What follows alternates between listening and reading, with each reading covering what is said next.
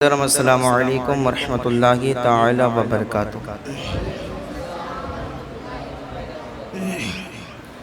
نحمده ونصلي ونسلم على رسوله الكريم اما بعد اعوذ باللہ من الشیطان الرجیم بسم اللہ الرحمن الرحیم قال اللہ تبارک وتعالی فی القرآن المجید والفرقان الحمید قل لا اسألکم علیہ اجرا الا المودۃ فی القربى۔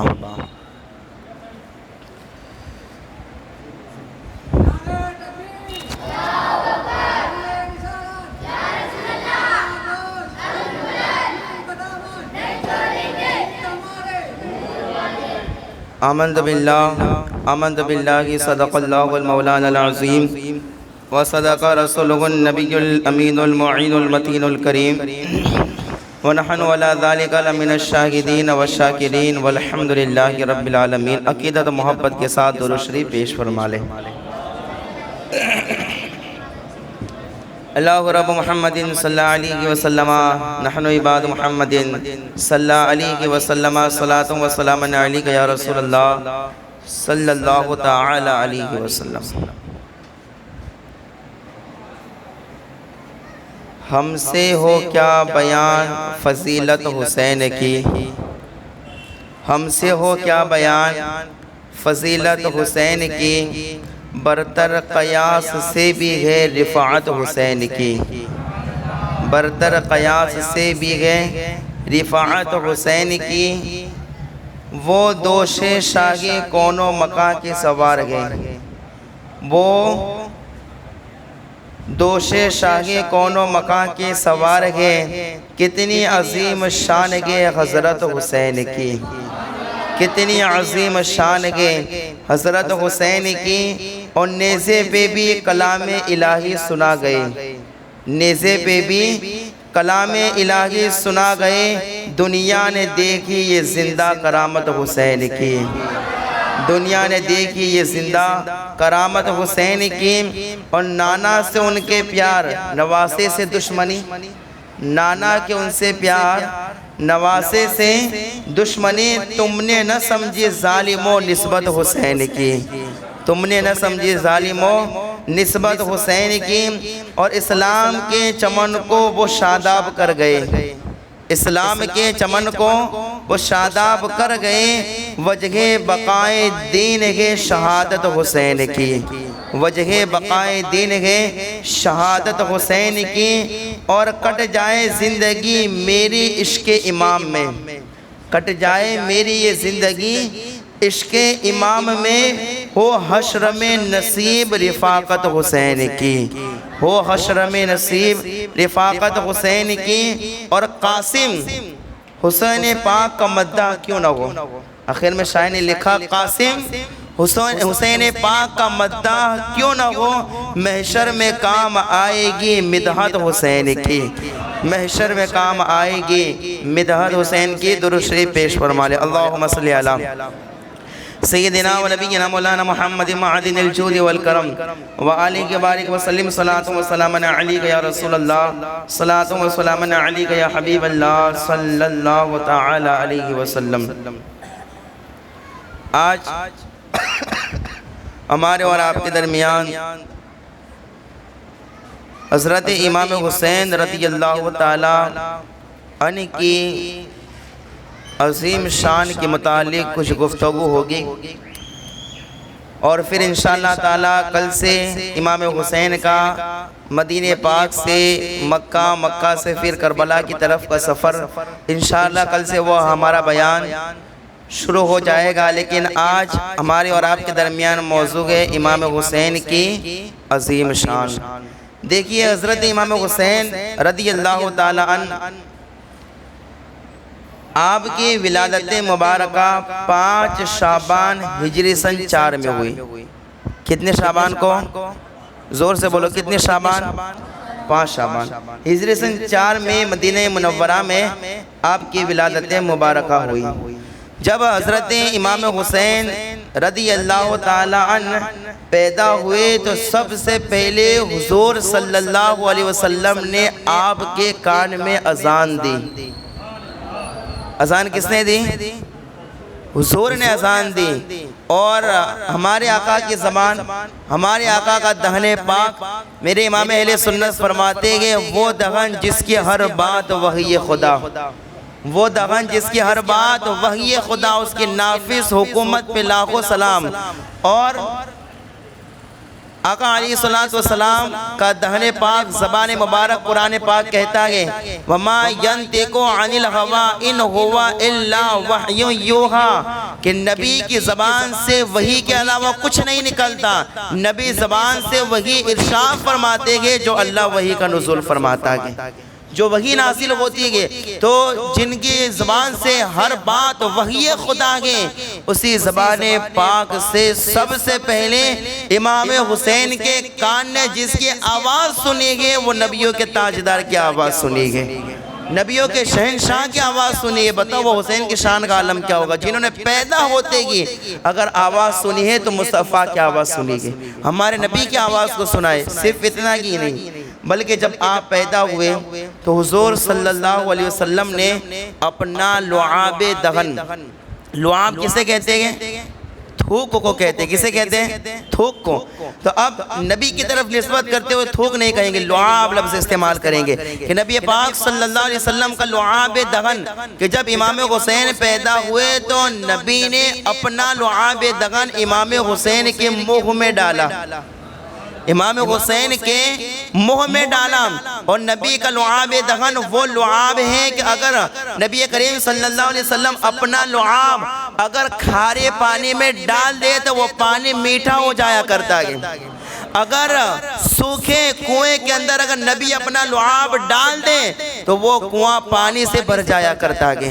اگر حضرت علی کے آنکھ میں درد ہو، اگر نبی اپنا لعاب حضرت علی کی آنکھ میں لگا دے، علی فرماتے ہیں کہ نبی کے لعاب سے اللہ تعالیٰ شفا عطا فرما دیتا ہے۔ وہ لعاب دہن کے حضرت قتادہ فرماتے ہیں کہ ایک جنگ میں دشمنوں سے لڑ رہا تھا کہ اچانک ایک تیر لگا تو میری آنکھ کا یہ ڈولا باہر نکل آیا، حلقہ یہ میری آنکھ باہر نکل آئی۔ تو حضرت قتادہ فرماتے ہیں جب آنکھ باہر نکل آئی تو میں وہ آنکھ ہاتھ میں لے کر حضور کی بارگاہ میں حاضر ہوا، حضور کی بارگاہ میں پہنچا اور میں نے عرض کیا یا رسول اللہ دشمنوں سے لڑ رہا ہوں اور آنکھ اپنی جگہ سے باہر نکل آئی گے۔ حضرت قتادہ عرض کرتے ہیں کہ جب میں نے حضور کی بارگاہ میں آنکھ کو پیش کیا، حضور نے آنکھ پر اپنا لعاب دہن لگا کے جہاں رکھنی چاہیے وہاں رکھ دی۔ کہا کہ جب آنکھ حضور نے لگا دی، حضرت قتادہ کہتے ہیں کہ آنکھ جو پہلے تھی اس کی جتنی روشنی تھی لعاب دہن کی برکت سے اللہ تعالیٰ نے آنکھ میں اس سے بھی زیادہ روشنی عطا فرما دی، آنکھ بھی ٹھیک ہو گئی، روشنی بھی زیادہ عطا فرما دی، وہ لعاب دہن۔ تو جب امام حسین پیدا ہوئے تو سب سے پہلے حضور صلی اللہ علیہ وسلم نے اپنا لعاب دہن امام حسین کے منہ میں ڈالا، کان میں اذان گئی، عقیقہ ہوا، نام رکھا گیا امام حسین رضی اللہ تعالیٰ عنہ کا۔ اب دیکھیے حضرت امام حسین رضی اللہ تعالیٰ عنہ کے شان کے متعلق اور آپ کے فضائل میں بے شمار احادیث روایات موجود ہیں۔ میں کچھ باتیں کچھ احادیث آپ کے سامنے عرض کرتا ہوں، اسے سماعت کریں اور دیکھیں کہ اللہ تبارک و تعالیٰ نے نواسہ رسول حضرت امام حسین رضی اللہ تعالیٰ عنہ کو کیا شان عطا فرمائی۔ حدیث پاک سماعت کریں۔ حضرت جابر بن عبداللہ رضی اللہ تعالیٰ عنہ سے روایت ہے، حضور صلی اللہ تعالیٰ علیہ وسلم نے ارشاد فرمایا کہ جسے پسند ہو کہ جنتی نوجوان کے چہرے کو دیکھیں تو وہ امام حسین کے چہرے کو دیکھ لیا کرے، امام حسین کے چہرے کو دیکھیں۔ کہ کسی کو جنتی جوانوں کے سردار کو دیکھنا ہو تو وہ کس کو دیکھیں؟ امام حسین کو دیکھیں کہ امام حسین جنتی جوانوں کے سردار ہیں۔ جس نے حسین کے چہرے کو دیکھ لیا گویا اس نے جنت کے جوانوں کے سردار کا چہرہ دیکھ لیا۔ اللہ ہو پہ امام حسین کی شان کہ جنتی جوانوں کے سردار۔ بلکہ اتنا ہی نہیں، حضرت ابو ہریرہ رضی اللہ تعالیٰ عنہ فرماتے ہیں کہ رسول پاک صلی اللہ تعالیٰ علیہ وسلم مسیح میں تشریف لائے، امام حسین کی شان دیکھیں۔ آج امام حسین رضی اللہ تعالیٰ عنہ کی شہادت اور شان ہمارے ذہن و دماغ اور سننے سنانے سے ہم دور ہو گئے، ورنہ اگر امام حسین کی زندگی کو کوئی پڑھے، آپ کی شان کو اگر کوئی پڑھے تو زندگی بھر یقیناً اللہ تبارک و تعالیٰ کی بارگاہ میں سجدہ ریز ہو جائے گا، ہمیشہ اپنی زندگی پوری زندگی اللہ کے خوف اور رسول کی محبت میں گزارے گا اگر کوئی امام حسین کی زندگی کو پڑھ لے اور امام حسین کی شان کو اگر کوئی پڑھے۔ روایت میں آتا ہے حضرت ابو ہریرہ رضی اللہ تعالیٰ عنہ فرماتے ہیں کہ حضور صلی اللہ علیہ وسلم مسیح میں تشریف لائے اور مسیح میں تشریف لانے کے بعد فرمایا کہ چھوٹا بچہ کہاں ہے؟ کیا فرمایا؟ بولو زور سے، کیا فرمایا؟ چھوٹا بچہ کہاں ہے؟ کہا جب حضور نے یہ فرمایا اتنے میں امام حسین رضی اللہ تعالیٰ عنہ دوڑتے ہوئے تشریف لائے اور حضور کے قریب ہو گئے۔ حضور صلی اللہ تعالیٰ علیہ وسلم نے امام حسین کو اپنی گود میں بٹھایا اور اس کے بعد آپ کے منہ کو کھولا اور بوسہ لیا، اور بوسہ لینے کے بعد صحابہ سے فرمایا اے صحابہ، بلکہ اللہ تعالیٰ کی بارگاہ میں دعا کی، اللہم انی احبہ فاحبہ واحب من یحبہ۔ حضور صلی اللہ تعالیٰ علیہ وسلم نے اپنے ہاتھوں کو اٹھا کر دعا کی کہ اللہ میں حسین سے محبت کرتا ہوں، تو بھی حسین سے محبت فرما، میں حسین سے محبت کرتا ہوں، تو بھی حسین سے محبت فرما۔ صرف اتنا نہیں بلکہ حضور نے اللہ کی بارگاہ میں دعا کی اے مولا تو بھی محبت کر، میں بھی محبت کرتا ہوں، اور قیامت تلک جو میرے نواسے حسین سے محبت کرے اے اللہ تو بھی اسے محبت پیدا فرما، اے اللہ تو بھی اس سے محبت فرما جو حسین سے محبت کرتا ہے۔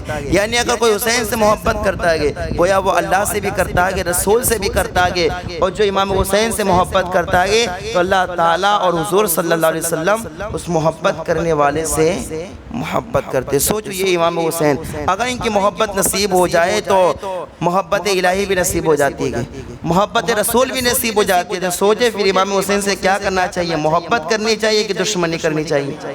محبت کرنی چاہیے، اور ہمیشہ محبت کرنی چاہیے۔ کیوں؟ اس لیے کہ امام حسین رضی اللہ تعالیٰ عنہ کی وہ شان ہے کہ حضرت ابو ہریرہ رضی اللہ تعالیٰ عنہ خود ارشاد فرماتے ہیں کہ رسول پاک صلی اللہ تعالیٰ علیہ وسلم کو میں نے دیکھا کہ یمتص لعاب الحسین کما یمتص الرجل التمر۔ حضرت ابو ہریرہ کہتے ہیں میں نے حضور کو دیکھا کہ حضور صلی اللہ تعالیٰ علیہ وسلم امام حسین کے لعاب کو اس طرح سے چوستے تھے جیسے کوئی آدمی کھجور کو چوسا کرتا ہے، جیسے آدمی کھجور کو چوستا ہے، ایسے حضور صلی اللہ علیہ وسلم امام حسین کے لعاب کو چوسا کرتے تھے۔ ذرا سوچئے امام حسین کی شان کیا گئے۔ بلکہ اللہ اکبر، روایتوں میں یہاں تک آیا حضرت عبد الرحمن جامی رضی اللہ تعالیٰ عنہ آپ شواہد النبوت میں ارشاد فرماتے ہیں، یہ روایت شواہد النبوت کی گئی کہ ایک مرتبہ حضور صلی اللہ تعالیٰ علیہ وسلم اپنی ایک ران پر امام حسین کو بٹھائے ہوئے تھے، دائنی ران پر، اور ایک ران پر حضرت ابراہیم کو بٹھائے۔ حضرت ابراہیم کون؟ حضور صلی اللہ علیہ وسلم کے بیٹے۔ وہ حضرت ابراہیم کی بات نہیں، حضور کے بیٹے کا نام بھی کیا تھا؟ حضرت، بولو زور سے، کیا نام تھا؟ حضرت ابراہیم نام تھا۔ تو ایک ران پر امام حسین کو بٹھایا اور ایک ران پر کس کو بٹھایا؟ حضرت ابراہیم کو۔ اب دونوں سے حضور پیار کر رکھے گئے، اتنے میں حضرت جبرائیل حاضر ہوتے ہیں اور عرض کرتے ہیں یا رسول اللہ صلی اللہ تعالیٰ علیہ وسلم آپ اپنے بیٹے اور اپنے نواسے سے پیار کرتے ہیں لیکن رب کا حکم یہ ہے کہ ان دونوں کو اللہ آپ کے پاس جمع نہ رکھے گا بلکہ ایک کو واپس لے لے گا۔ کیا عرض کیا حضرت جبرائیل نے؟ دو کو جمع نہ رکھے گا، ایک کو واپس لے لے گا۔ یا رسول اللہ آپ ہی ارشاد فرما دے آپ کس کو روکیں گے؟ امام حسین کو یا حضرت ابراہیم کو؟ جس کو چننا وہ چن لیجئے، ایک اللہ تبارک و تعالیٰ واپس لے لے گا۔ اللہ اکبر، جیسے حضرت جبرائیل کا آ کر عرض کرنا تھا تو اللہ اکبر آقا علیہ السلام نے فرمایا اگر میرے نواسے حسین کو دیتا ہوں تو تکلیف مجھے بھی ہوگی، تکلیف فاطمہ کو بھی ہوگی، تکلیف علی کو بھی ہوگی، امام حسن کو بھی تکلیف ہوگی، دیگر اہل بیت کو بھی تکلیف ہوگی، اور اگر حضرت ابراہیم کو دے دے دیتا ہوں تو تکلیف فقط مجھے ہوگی۔ تو اللہ کو حضرت جبرائیل سے میرے آقا نے فرمایا کہ حضرت ابراہیم کو لے لیجئے۔ اللہ اکبر، بیان کیا جاتا ہے اس کے 3 دن کے بعد حضرت ابراہیم کا انتقال ہو گیا۔ اس کے بعد جب بھی امام حسین حضور کی بارگاہ میں آتے تھے، حضور صلی اللہ علیہ وسلم اپنے بازوؤں کو پھیلا دیتے اور آپ فرمایا کرتے اے بیٹے حسین میرے قریب آ جاؤ، اس لیے تم تو وہ ہو جس پر میں نے اپنے بیٹے ابراہیم کو قربان کر دیا گیا۔ اپنے بیٹے ابراہیم کو قربان کر دیا ہے۔ ذرا سوچئے کہ اللہ اکبر، امام حسین وہ ہیں کہ جس پر میرے آقا نے اپنے بیٹے حضرت ابراہیم کو بھی کیا کر دیا گیا؟ قربان۔ سوچئے کتنی محبت ہوگی امام حسین سے، جو اپنے بیٹے تک کی قربانی اور اپنے بیٹے کو اللہ کی بارگاہ میں پیش کر دے۔ دونوں میں سے کسی ایک کو چننا ہو تو حضرت ابراہیم کو پیش کرے، تو سوچئے امام حسین کی محبت کا عالم کیا ہوگا۔ امام حسین سے کتنی محبت کرتے تھے آقا علیہ السلام۔ بلکہ صرف اتنا نہیں، امام حسین کی شان تو یہ ہے کہ اللہ اکبر، روایتوں میں آتا ہے کہ ایک مرتبہ حضرت امام حسن اور امام حسین کے درمیان کشتی ہو گئی۔ کیا ہو گئی؟ کشتی سمجھتے کسے کہتے ہیں؟ کشتی کسے کہتے ہیں؟ آپس میں لڑنا ایک دوسرے کا، کشتی جسے کہتے ہیں۔ اور آج سمجھنے کے لیے اسے باکسنگ وغیرہ بھی کیا کہا جاتا ہے۔ تو امام حسن اور امام حسین کے درمیان کیا ہو گئی؟ کشتی ہو گئی۔ جب کشتی ہو گئی، حضرت فاطمہ میں موجود ہیں۔ حضور صلی اللہ تعالی علیہ وسلم امام حسن سے فرماتے حسن حسین کو پکڑ لو، حسن حسین کو پکڑ لو۔ اب امام حسن چھوٹے ہیں یا بڑے ہیں امام حسین سے؟ امام حسن امام حسین سے چھوٹے ہیں یا بڑے؟ بڑے۔ اور امام حسین کیا ہے؟ چھوٹے گئے۔ تو اب میرے آقا فرماتے حسن حسین کو پکڑ لو، حسن حسین کو پکڑ لو۔ لوگ کہتے ہیں کہ امام حسین کربلا میں مجبور تھے، 72 تھے، اس لیے اپنی جان کو نہیں بچا سکے۔ اگر لاکھوں کا لشکر ہوتا یا 22,000 کے مقابلے میں یا اس سے بھی زیادہ کا لشکر ہوتا تو امام حسین لڑ لیتے، اپنے آپ کو بچا لیتے۔ 72 تھے اس لیے جان نہیں بچا پائے۔ وہ لوگ اس روایت سے سبق حاصل کرے کہ امام حسین کربلا میں مجبور نہیں تھے۔ امام حسین کے پاس امام حسین کی طاقت کا عالم تو یہ ہے، روایت میں آتا ہے کہ حضور صلی اللہ علیہ وسلم امام حسن سے فرماتے گئے حسن حسین کو پکڑ لو، حسن حسین کو پکڑ لو۔ حضرت فاطمہ عرض کرتی گئے اے ابا حضور یا رسول اللہ صلی اللہ علیہ وسلم، بڑے بیٹے کے امام حسن، چھوٹے بیٹے کے امام حسین، آپ کو کہنا یہ چاہیے حسین حسن کو پکڑ لو، اس لیے کہ حسین چھوٹے گئے، حسن پڑے گئے، لیکن آپ کہہ رہے گئے حسن حسین کو پکڑ لو، حسن حسین کو پکڑ لو۔ یا رسول اللہ وجہ کیا گئے؟ میرے آقا فرماتے گئے میرے بیٹی فاطمہ وجہ یہ گئے میں حسن کو کہہ رہا ہوں حسین کو پکڑ لو، اس لیے کہ حضرت جبرائیل جو سدرا کے مکی گئے، فرشتوں کے سردار گئے، نوری فرشتوں کے سردار، وہ یہاں پر موجود گئے، اور جبرائیل حسین سے کہتے حسین حسن کو پکڑ لو، حسین حسن کو پکڑ لو۔ کہا کہ میں حسن کو کہہ رہا ہوں، اور فرشتوں کے سردار جبرائیل حسین سے کہہ رہے ہیں کہ حسن کو پکڑ لو۔ اللہ کو اکبر، سوچیں جن کے درمیان کشتی لڑانے کے لیے اللہ کو اکبر حضرت جبرائیل تشریف لائے، تو کیا کربلا میں حضرت جبرائیل نہیں آ سکتے تھے؟ بولیے آپ آ سکتے کہ نہیں؟ لیکن کربلا کے اندر وہ امتحان میں کامیاب ہونا تھا، اس لیے آپ شہید ہوئے۔ ورنہ آپ کی شان تو یہ ہے کہ اگر اللہ کی بارگاہ میں ہاتھ اٹھا دیتے ہیں، اللہ فرشتوں کی فوج کو کربلا کے اندر نازل فرما دیتا، فرشتوں کی فوج کو۔ سوچئے یہ امام حسین رضی اللہ تعالیٰ عنہ کی شان، لیکن شان بڑی بیان ہوتی ہے، لیکن آج درس بھی حاصل کرے امام حسین کی زندگی سے کہ امام حسین کی زندگی میں درس کیا دیتی ہے۔ امام حسین رضی اللہ تعالیٰ عنہ کی زندگی کا درس، اس سے پہلے میں عرض کروں آپ محبت سے درود پاک پیش فرما لیں۔ اللہ رب محمد صلی اللہ علیہ وسلم نحن عباد محمد صلی اللہ علیہ وسلم صلاۃ و سلام علیک یا رسول اللہ صلی اللہ تعالیٰ علیہ وسلم۔ امام حسین رضی اللہ تعالیٰ عنہ کی زندگی کا درس، آپ کی زندگی کا ایک درس یہ ہے کہ ہمیشہ ہمیشہ ہمیشہ اللہ تعالیٰ کی رضا پر راضی رہو۔ اللہ کی رضا پر کیا رہو؟ زور سے بولو، اللہ کی رضا پر، اللہ کی رضا پر۔ کس کا درس ہے؟ امام حسین کی زندگی کا درس۔ اللہ تعالیٰ کی رضا پر راضی رہو۔ دوسروں کی رضا پر نہیں۔ مصیبت آ جائے، پریشانی آ جائے، غم آ جائے، ایام مسرت آ جائیں، دکھ کے دن ہو کہ سکھ کے دن ہو، ہمیشہ اللہ تعالیٰ کی رضا پر، اللہ تعالیٰ کی رضا پر۔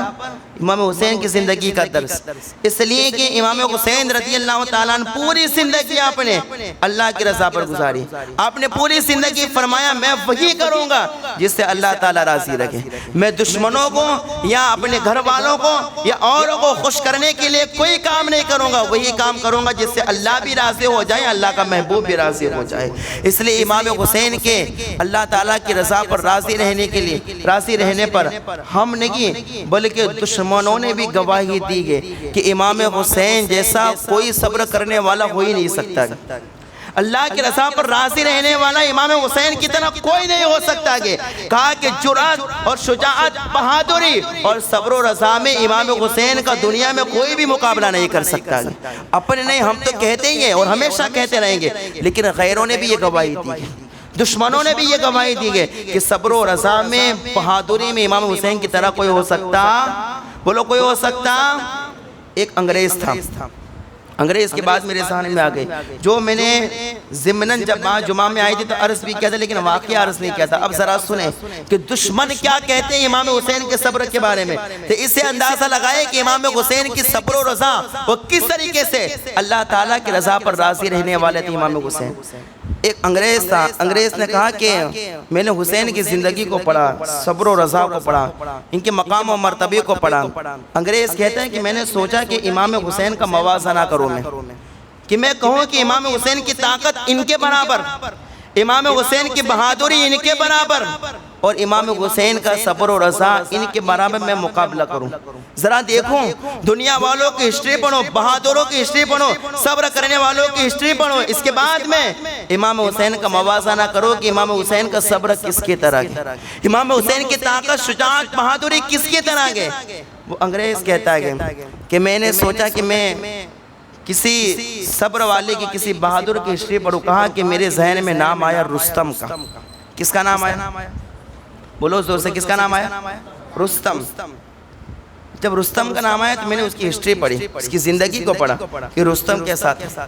تو کہا، انگریز کہتا ہے جب میں نے اس کی ہسٹری کو جب میں نے پڑھا نا تو میں نے اپنے دل سے کہا اور میں نے اپنے آپ سے کہا کہ اچھا ہوا تو نے رستم کو امام حسین کے مقابلے کے برابر نہیں بتائیں، امام حسین کے برابر نہیں بتائیں، اس لیے کہ رستم تو کیا قیامت تک ہزاروں رستم بھی آئے لیکن ایک نواز حسین کا مقابلہ نہیں کر سکتے گئے، نہیں ہو سکتا گئے۔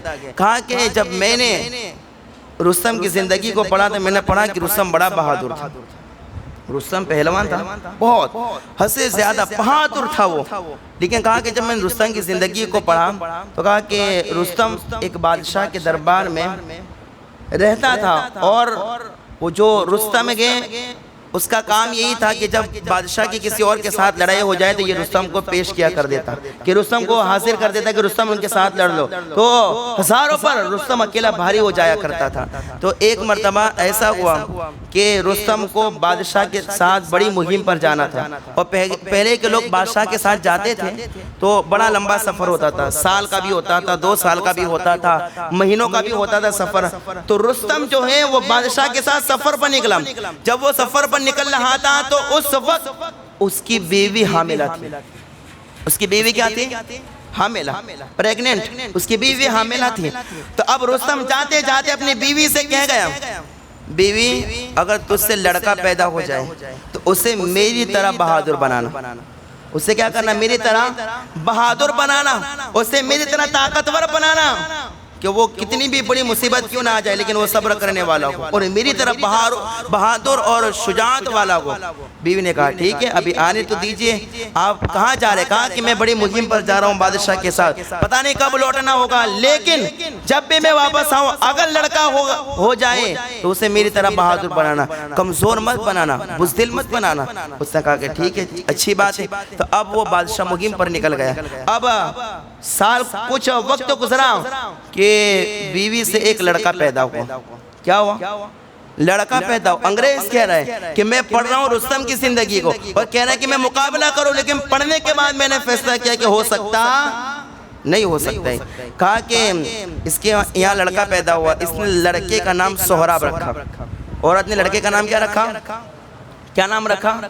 رستم اور سہراب کی کہانی آپ نے مشہور سنی ہوگی نا, کہ رستم اور سہراب دونوں بڑے پہلوان تھے, دونوں بہادر تھے, وہ باپ بیٹا تھے, رستم اور سہراب دونوں.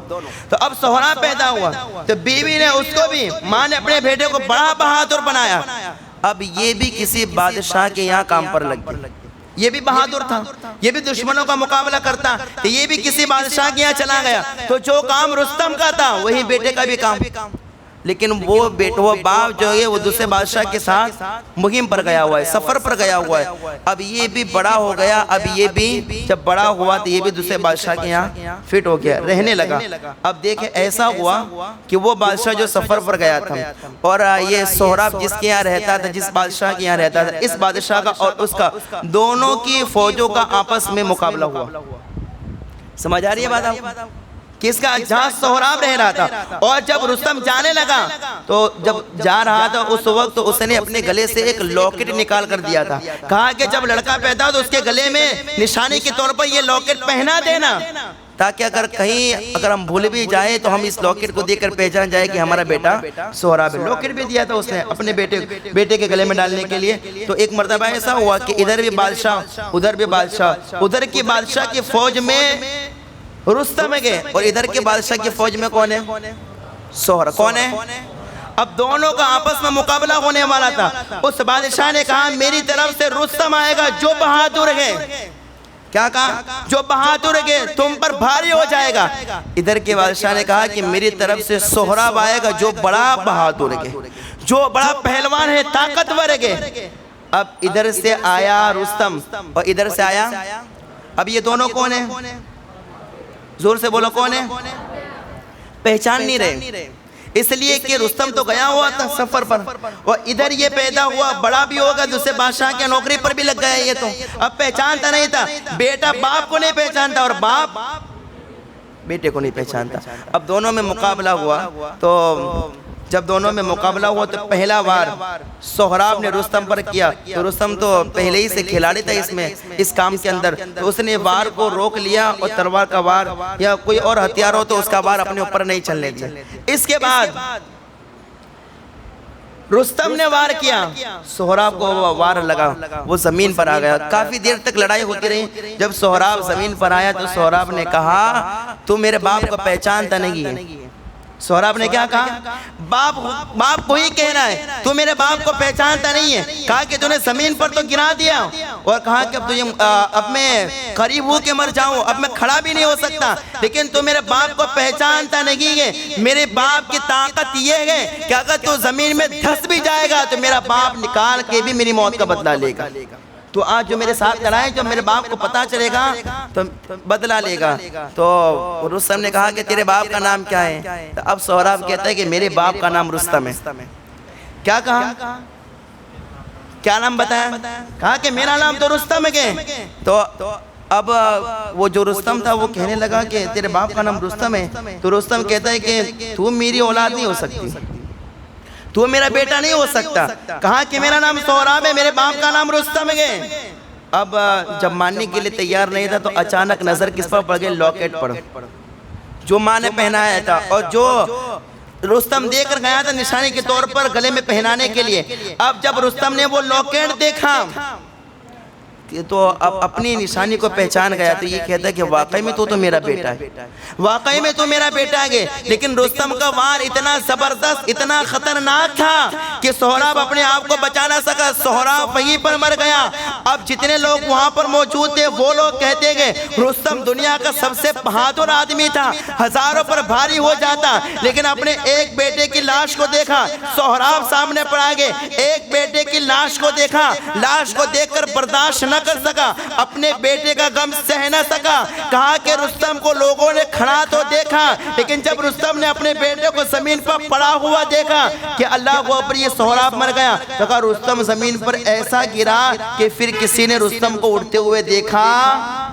اپنے بیٹے کی موت کو دیکھ کر رستم بھی, سہراب کی موت کو دیکھ کر رستم بھی کیا ہو گیا؟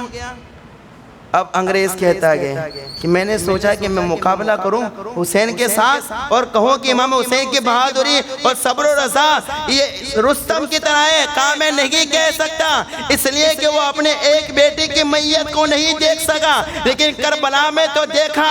امام حسین عباس علمبردار کو بھی اٹھا کے لے کے آئے، علی اصغر کو بھی لے کے آئے، علی اکبر کو بھی لے کے آئے، اور اسی طرح حضرت قاسم کی بھی لاش کو اٹھا کے لے کے آئے۔ اتنی ساری لاشیں سامنے پڑی گئے، اپنے دوستوں کی لاشیں پڑی گئے، اہل بیت اطہار کی لاشیں پڑی گئے، لیکن ساری لاشوں کو دیکھ کر امام حسین کے قدم ڈگمگائے نہیں، آپ بھاگے نہیں، کربلا سے واپس نہیں آئے، ساری لاشوں کو جمع کر کے بھی آپ نے عرض کہ اے اللہ اگر تو اس سے راضی گئے تو تیرے نبی کا نواسہ حسین بھی اس پر راضی گئے، حسین بھی اس پر راضی گئے۔ کہا کہ کربلا میں وہ صبر و رضا، کتنی لاشیں دیکھ کر بھی قدم ڈگمگائے نہیں۔ اور سہراب کی زندگی کہا کہ امام حسین کو کوئی مقابلہ، تو امام حسین کی زندگی کا درس ہے کہ ہمیشہ اللہ تعالیٰ کی رضا پر، اللہ تعالیٰ کی رضا پر کیا رہو، اللہ تعالیٰ کی رضا پر ہمیشہ راضی رہو، جو اللہ چاہے، کبھی مصیبت آ جائے، پریشانی آ جائے، غم، ٹینشن کچھ بھی آئے، لیکن ہمیشہ یہ خیال رکھو کہ جو میرا رب چاہے گا،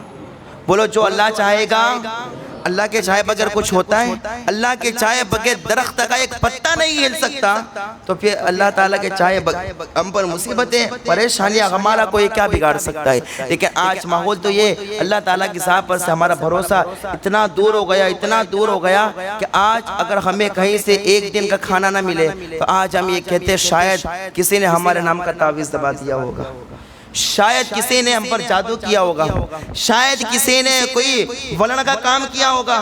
آج تو بات یہ کہ ہمارے گھر کے اندر اگر 2 لیمبو ہو اور غلطی سے اگر صبح میں 3 ملے تو انسان فکر مند ہو جاتا ہے کہ تیسرا آیا کہاں سے، تیسرا آیا کہاں سے۔ آج ہماری پوزیشن تو ایسی ہو گئی ہے، بلکہ بات یہ حد تک آپ دیکھیں تو ذرا کہ آج ہمارا بھروسہ اللہ تعالیٰ کی ذات پر کتنا کمزور ہو گیا، کتنا کمزور ہو گیا کہ آج ہمارے گھر میں ذرا سی بھی مصیبت آئے تو انسان اللہ تعالیٰ کی رضا پر راضی نہیں رہے گا، بلکہ گلے شکوے اور ناراضگیوں کا اظہار تھوڑی تھوڑی سی بات پر۔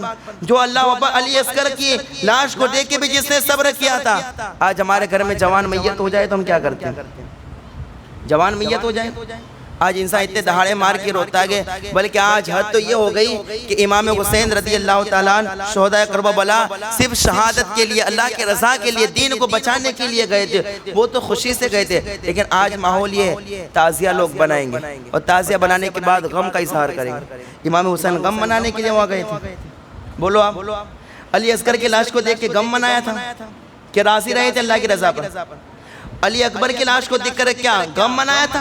بلکہ یہ نہیں، جب سارے شہید ہو گئے، امام حسین جب جانے لگے تھے، روایت میں آتا ہے آپ حضرت زینب کو کہہ کر گئے، زینب میں جا رہا ہوں، میں بھی شہید ہو جاؤں گا، لیکن میرے شہید ہو جانے کے بعد اے زینب ماتم مت کرنا، اپنے سینے کو مت پیٹنا، اور اسی طریقے سے نوحہ مت کرنا، اے زینب اگر میں بھی شہید ہو جاؤں تو بھی اللہ کی رضا پہ راضی رہنا، اللہ کی رضا پہ راضی رہنا سکھایا ہے کہ جو رب کی رضا پر راضی رہتے گے دنیا میں ہمیشہ ان کا نام و نشان باقی رہتا گے، اور جو راضی نہیں رہتے ان کا نام و نشان مٹ جاتا گے، جو راضی نہیں رہتے۔ اس لیے امام حسین کی زندگی کا درس ہے کہ ہمیشہ اللہ تعالیٰ کی رضا پر راضی رکھو، ہمیشہ راضی، تو وہ راضی رہنے کے لیے اللہ کی رضا پر کربلا میں گئے تھے، اور آج لوگ غم تعزیہ بنا کے، ڈھول بجا کے، اور اسی طریقے سے معاذ اللہ اب تو یہ ہمارے گاؤں کا بلکہ دوسری جگہ کا یہ ماحول بن گیا ہے، ایک تو یہ تعزیہ بناتے گے، اس کے پاس جا کے پھر منتیں مانگتے ہیں، منتیں، معاذ اللہ ہماری منت یہاں سے پوری ہو گئی، ہماری اولاد یہاں سے نکل، یہاں سے پیدا ہوئی، معاذ اللہ کی رب العالمین۔ اور تعزیہ بھی عجیب و غریب شکل کا بناتے گئے، فاتحہ خوانی لوگ کرتے ہیں، ارے فاتحہ خوانی کرتے نہیں، فاتحہ خوانی کے لیے امام کو بلاتے ہیں کہ امام صاحب چلیے وہ جھری پر فاتحہ دیجئے، معاذ اللہ رب العالمین۔ بتاؤ یہ سارے غم کا اظہار تو کیا کربلا والے اس لیے گئے تھے؟ کیا کربلا والے یہ درس دینے کے لیے گئے تھے کہ جب ہم شہید ہو جائیں تو ہمارے نام کی جھری بنانا، ہمارا نام کا یہ کرنا، فلاں کرنا، ٹھکانہ کرنا؟ معاذ اللہ رب العالمین۔ یہ نہیں، کربلا والوں کا درس ہے کہ ہمیشہ اللہ تعالیٰ کی رضا پہ راضی رہنا. جب 10 محرم آئے ناچ گانے مت کرنا, بجانا مت, ذوالفقار مت بنانا اور بجانا مت کچھ, اور غم کا اظہار نہ کرنا. اگر 10 محرم کے دن روزہ رکھو گے, نماز پڑھو گے, افطار کے وقت دعائیں مانگو گے, قرآن پڑھو گے, امام حسین کی روح راضی ہو جائے گی. اور اگر اسی دن اگر یہی غم کا اظہار کیا, اس طریقے سے ناٹک ہے گی, امام حسین کی روح خوش نہیں ہوگی بلکہ کیا ہوگی, ناراض ہوگی. اس لیے بندے مومن کربلا والوں کا درس ہے کہ ہم رب کی رضا پر راضی رہے. اور تو یہ کہ ہمارے نام پر سوگ منا رکھا ہے, ہمارے نام پر ڈانس کر رکھا ہے, ہمارے نام پر یہ اللہ پر ناجائز چیزیں استعمال کر رکھا ہے, امام حسین کی روح خوش ہوتی نہیں ہے. تو کربلا والوں کا درس ہے کہ ہم درس دینے کے لیے کربلا میں گئے تھے کہ قیامت تک آنے والی نسلوں کو پتہ چل جائے کہ جو اللہ کی رضا پر راضی رہتا ہے, تو اگر کوئی اللہ کی رضا پر راضی رہے قیامت تک اس کا نام و نشان باقی رہتا ہے. تو آج بھی دیکھیں امام حسین کا ذکر ہو رہا ہے, حالانکہ ان کے سر کو تن سے الگ کیا گیا, کربلا والوں پر اتنا ظلم ستم ہوا, لیکن آج کوئی یزید کو یاد کرتا ہے؟ بولو یاد کرتا ہے؟ اچھا یزید کے نام پر کوئی فاتحہ خوانی کرتا ہے؟ کوئی کر سکتا ہے؟ کوئی کرے گا؟ کبھی نہیں کر سکتا, کرنی بھی نہیں چاہیے. اچھا کوئی اپنے بیٹے کا نام یزید رکھے گا؟ بولو آپ, کوئی رکھے گا؟ کوئی نہیں رکھے. اس لیے کہ یزید نام آتے ہیں اس دشمن خبیث کا تصور ذہن میں آتا ہے. تو ذرا سوچے جس کا نام رکھنا بھی کسی کو گوارا نہیں اور جس کا تذکرہ کرنا بھی کسی کو گوارا نہیں. لیکن آج حسین کو شہید ہوئے سال و سال گزر گئے, لیکن آج پھر بھی جب بھی محرم کا مہینہ آتا ہے بچے بچے کی زبان پر امام حسین کا نام جاری ہو جایا کرتا ہے. تو یہ اللہ کی رضا پر راضی رہنے والے تھے کہ ہم کربلا پہنچے, اللہ کی رضا پر راضی رہ گئے. دنیا ختم ہو جائے گی لیکن حسین کا نام کبھی ختم ہو سکتا. یہ درس ہے, درس امام حسین کی زندگی کا کہ اللہ کی رضا پر راضی رہو, کبھی نام و نشان نہیں مٹے گا تمہیں, تو کبھی نام و نشان تمہارا نہیں مٹے گا. یہ ہے کربلا والوں کا درس اور امام حسین کی زندگی. میں نے کچھ باتیں آپ کے سامنے عرض کی, اللہ تبارک و تعالیٰ اس پر ہم سب کو عمل کرنے کی توفیق عطا فرمائے. امام حسین کی زندگی پڑھ کر امام حسین کی زندگی سے سبق حاصل کرنے کی توفیق عطا فرمائے, اور سادات کے اہل بیت کی سچی محبت اللہ تبارک و تعالیٰ نصیب فرمائے. بولنے سننے میں کوئی غلطی کی اللہ تعالیٰ اپنے فضل و کرم سے معاف فرمائے. استغفر اللہ رب من کل ذنب و اتوب الیہ. اقرأوا الفاتحہ.